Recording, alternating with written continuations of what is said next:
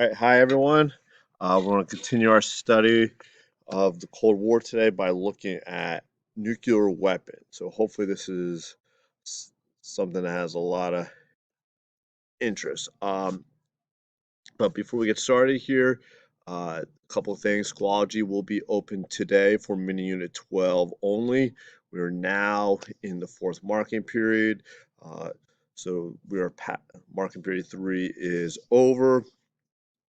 And as you saw from Miss Bingert's email, I'd like to go over the academic integrity expectations for all assignments unless stipulated otherwise by our teacher. Your response must be in your own words and not cut and pasted, even when permitted to collaborate with others. Appropriate citations must be used for all information gathered from other sources. For this assignment, the specific expectations are as follows. Open resources, you can use your notes, textbook, but not other people. This is an individual assignment. So we're going to be between this Cold War and the arms race. This first section here is a hypothetical situation between two brothers. Read it over and answer the questions based on what you're thinking, how, why, and what. All right, on to the next part here, which is what was the Cold War arms race?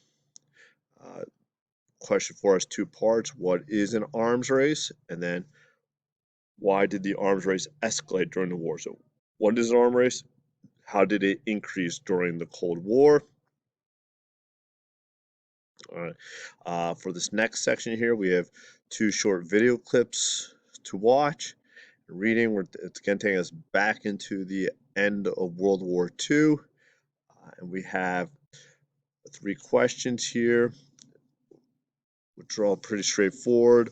According to the United Nations Office for Disarmament Affairs, why are nuclear weapons such a threat?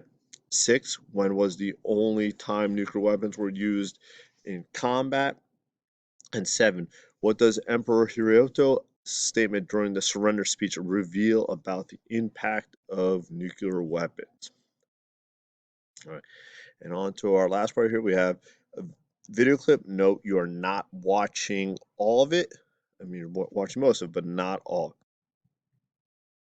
And then we have questions 8 and 9. Why did the nuclear arms race begin in 1949? And then the second part of the questions, what were the goals of this nuclear arms race? And 9, this is taking us back to yesterday in the crash course. What is mutually assured destruction? And how did it affect the way the USSR and the USA interacted with one another? So again, this is another 2-part question. As always, if you need anything, please email me. I hope everyone in your household is doing well, and please reach out. That is all for now. Have a good day.